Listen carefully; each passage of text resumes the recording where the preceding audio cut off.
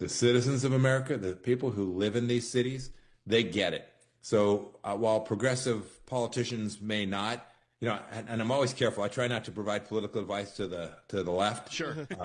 I'm not well situated to do that. But common sense would tell you that public safety, so that your kids can go walk to school and not worry that they're going to get mugged, so that you and your friends can go out and have a glass of wine at a bar, or you can go out with your husband and have dinner, and you can feel like I can go to my car, I can park in the parking garage, I can get in, and I don't have to worry.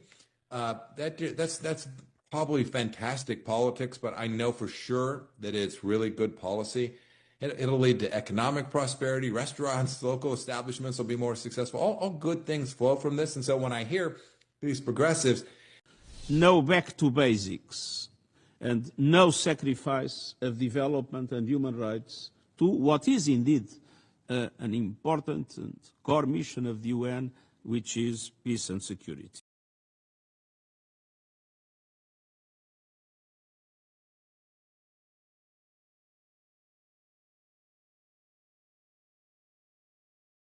There was a clear consensus that this is not to do less, it is to do more with more efficiency. And being fully anchored in the Charter, UN80 must fully respect the equilibrium between the three pillars of the organization: peace and security, development, and human rights. One thing is clear. We are totally committed to do this. This is something that we want to do in close cooperation with member states, respecting the ownership of member states, and working to make proposals that member states will be able to consider and will be able, based on them, to take the bold decisions that we all... Formalization, official formalization of the coming of Biafra.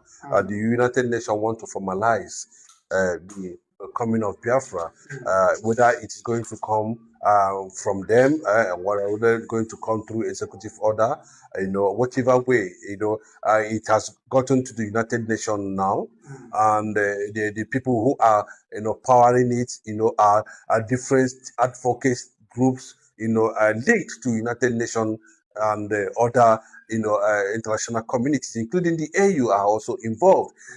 Don't forget that the likes of John Tagonta, and Gilarus and other Masangada, Dr. Yes, they are pushing a lot of things. But finally, this one has actually sketched through because the United Congressmen seems to be directly involved. Already, they have elected the United Nations through the American female singer, Nicki Minaj, who presented the issue of genocide to the United Nations. So what the United Nations? Let me just explain very clearly that the reason for the presentation of the Biafran Constitution officially to the United Nations is to them to understand that they do not have right to our national process of the Constitution, but to show them clearly that Biafrans will play according to domestic law that embodies the human rights. What it means is that, that Biafra will be a nation of human rights, that Biafra will be a nation of law, that Biafra will be a nation of where everybody, anywhere you come from, you are sure of being protected. That Biafra will respect the charter attached to human life, right and protection. So so the constitution aspect, that's actually what triggered them heading to United Nations. Please, we don't have right to our constitution. Our processes is a national issue. But we can tell you that what you are saying here as a template of the Biafran constitution, it will actually protect the domestic law, protect treaties, protect agreements, protect boundaries and territorial waters of the Biafran land in connection or in association with other treaties of the international community or friendly nations of Biafra. So it is one of the reasons why the General Secretary General of the United Nations, Antonio Guterres, seems to have received in good faith, has been reported, and the matter has been officially acknowledged by the United Nations agency in that regard. Whoever that is involved in because that's actually a breaking news and the very quick one, that United Nations was able to accept that, acknowledge that, and because there has been series of attack on the United Nations recently. Some are even calling that it should be totally disbanded because they were not actually playing their role. If actually the United Nations is actually playing their role, the issue of Biafra wouldn't have gotten to this level. The issue of sentencing Mazi Nnamdi Kanu wouldn't have gotten to this level. They would have, in one way, intervened in the process of, attacking one's fundamental human rights, attacking one's right to freedom, self-determination, has been proclaimed in the United Nations Charter, But you can see that the United Nations have lost in their responsibility in terms of, conflict resolutions. They've not been able to do that, So this one is just like a wake-up call. Maybe there's reawakening within the structures of United Nations now to start actually playing their role, and that role we need to start with the presence and acknowledgement that the Biafran Constitution has officially been, acknowledged by United Nations, has been reported, and that shows that the Biafra as a nation is going to abide by human rights and domestic law, where everyone will be treated equal, irrespective of your religion. Are we not getting to it in Nigeria? Some will say, are we not getting if you say that we are getting it here in Nigeria, there might be a lot of reservation and doubt whether Nigeria is actually a nation or a country. Like former president of Nigeria, Ebele Goodluck, said it very clearly, that if things are not done well in just no time, Nigeria will automatically, unofficially break up and come to an end. That is Goodluck Jonathan. And it's sending that message directly to the leaders of the country. Remember, Goodluck Jonathan was also a victim, and Nigeria have no human rights record anywhere in the world. That's why the international community is chasing the nation up and down, because they seem to have lost and do not understand that they were signatories of so many treaties with the United Nations, and they have not been able to keep their own part of that deal. Unfortunately, we saw it very clearly. Mazi Nnamdi Kanu is a reference point to the abuse of power, abuse of one's fundamental rights, abuse of one's self-quest for self-determination, which is also a UN recognized policy that people have right to seek for self-determination, and it is not seen as being a treason. Because the international law, controls the national law. Yes, so I do not know where. That's why they're asking James Omotosho, where is the law? In a nation where somebody is asking that kind of question, what does it mean? It shows you that they have lost human rights, values. They have become too corrupt. They have become tyrannical, empirical, emperors. And the leadership in that kind of a nation cannot be seen to be a nation anymore. Neither can it be understood to be a country anymore. So it has become a first state barrier. And the only way out is what is happening now, that there is a certain push in different angle now that Nigeria should be officially pronounced a first state. And in that regard, call for total disintegration of all the component parts that make Nigeria. For instance, the Biafra. And that is the reason. Nigeria has no human rights record anytime, any day. But this is a nation that thrives in nepotism, tribalism, oppression and suppression, exposing, their legitimacy to corruption. So it is not a nation, it is not a country, and the world in this AI era is looking for a nation with a country. That's a different thing. It has to be a nation first before you become a country. Nigeria is neither a nation nor a country. Go ask Goodluck Jonathan, and that's what he's saying. So we have lost relevance in all ramifications. And it has gotten to the point that, even our own political structures, our own political parties are being seen as terrorist organizations. So where is the nationhood there? And you can look at the international community too. The whole world seems to be against Nigeria because of their part in terrorism. How can a nation completely become a terror against herself, and you call that nation a nation that enjoys human rights? It cannot be. And it will never be.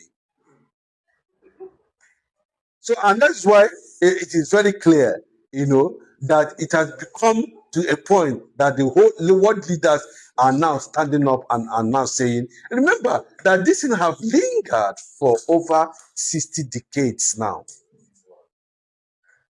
And I can tell you, in 1953, the Biafra started dying in Nigeria till today, till date. So anybody that is telling you that it just started, no, the agenda did not start today.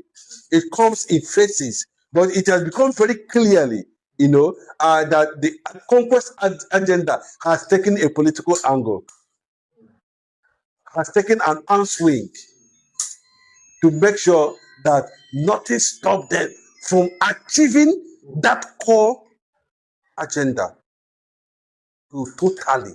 Because if you look at Nigeria today, the reason why there is killing, the reason why there's terrorism is because of the Biafrans. Nothing more. It's simple. There will be peace. To Islamize them. There's nothing more. That is all. That's the reason why Mazda Kano is in Sokoto. That's why Finland is battling. They are conscious now on Simon Ekpa. And that is the truth. So the United Nations have done well, do that verification, let it go through processes, let them acknowledge and sign a memorandum of understanding declaring that this constitution has a human face and the Biafran constitution will be able to protect domestic law and protect human rights. And that's why that was acknowledgement came from the United Nations, sending a direct signal to the international community and to the global world, including Nigeria, that all is set for the pronouncement of the first Jewish black nation in Africa. But do you think the North can do without the Biafrans?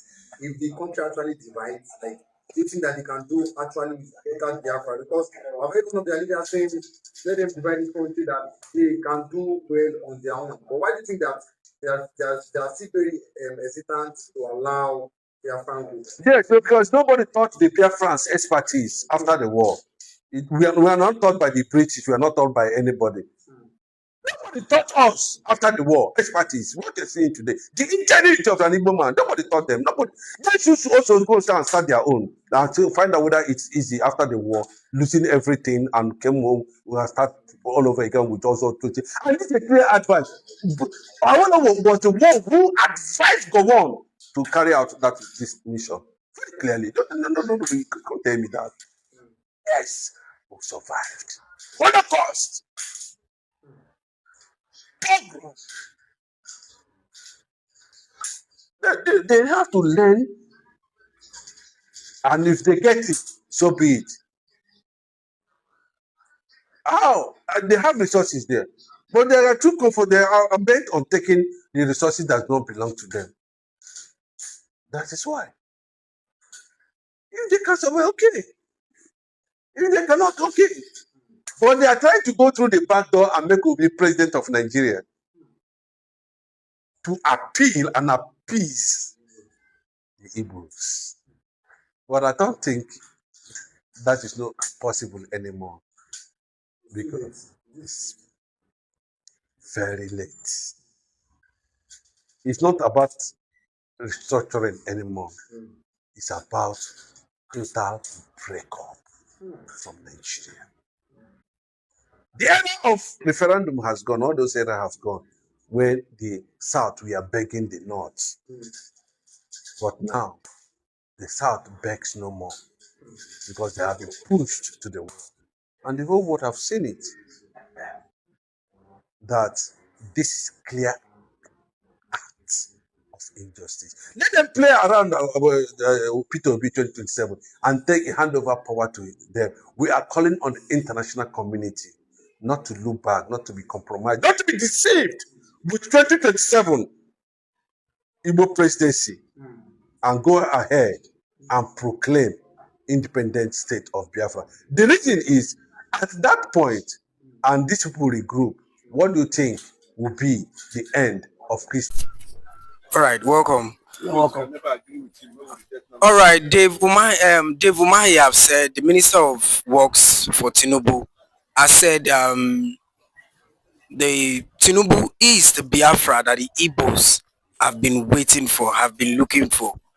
So, and people are now saying, does this means that the Igbo should forget Mazi Nnamdi Kanu, and then Tinubu is going to fill in the places and the spaces for the Igbos in the southeast? What's your take on that? I think it's really a show of shame for an elder statesman in his south seat to come and start discrediting, for him to have discredited the works of Mazi Nnamdi Kanu. What has Tinubu done for the southeast? The same Tinubu that jailed Mazi Nnamdi Kanu. The same Tinubu that connived with Buhari to buy people in the southeast now is now being promoted by just one individual coming out to discredit the southeast, discredit the works of Mazi Nnamdi Kanu. It shows that even the problem of the southeast are the leaders of the southeast themselves. For the fact you don't believe in Kanu ideology, must you come out and rubbish Mazi Nnamdi Kanu? And now no governor have come out to caution David Umahi for what he said, that the Igbos should forget Biafra, that Tinubu is the face of Biafra. So that means the Igbos should forget the over 10 million people that was killed by Gowon during the Biafra and Nigeria civil war. Are you saying that the Igbos should forget about 12,000 people that were killed by the Buhari-led administration, by DC, by the military code, Python dance in the southeast, that people were being killed on a daily basis because these people are saying they are tired of one Nigeria because he is benefiting from the system, because he himself have sold himself to become slaves to the Fulani Caliphate. He is now coming out to rubbish Mazi Nnamdi Kanu. Now I see the reason why all the southeastern leaders connived to send Mazi Nnamdi Kanu to prison, just because they want to make Kanu the face. Sorry, just because they want to make Tinubu the face of the struggle. And I'm saying it with every conviction that every average Igbo man on the street will not accept that nonsense, will not accept that shenanigan. Ojukwu fought because of the injustice in the system. Up till now, he said that Tinubu have given the Biafra land all what they needed. What has Tinubu given them? What has Tinubu given the Biafra land? He should come and tell us what is there in the southeast. He's saying a lot of appointment has gone to the southeast, talks of the likes of Bianca Ojukwu and Divumai, and so many other ministers that the eastern region has enjoyed. So Tinubu has put a lot of people in his cabinet from the eastern region. That is what he's trying to say. For me, that is not an achievement.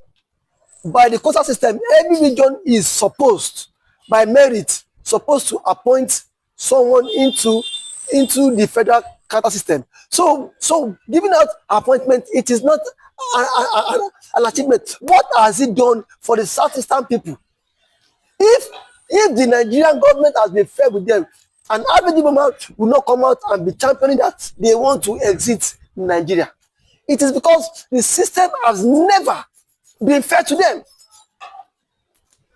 That is the subject for another day. But coming out to rubbish the legacy of Odumego Ojukwu, coming out to rubbish the legacy of Mazi Nnamdi Kanu because of a mere political appointment, is selling out your people just because of greed. Now, indirectly, you are saying that Biafra is a scam, and that no matter what, Biafra will never be achieved, and that Bola Ahmed Tinubu is the new Messiah. Who told you that? The same Tinubu cannot come out and discredit the Oduduwa nation. How many times have you heard or seen President Bola Ahmed Tinubu coming out to speak against Oduduwa nation? Because he truly understands the game, that after his tenure, he will still go back to the Oduduwa land. But some of the leaders in the southeast behave as if after their tenure expire, they will not go back to the same Biafra land. And these are people who are scuttling the struggle of Mazi Nnamdi Kanu underground.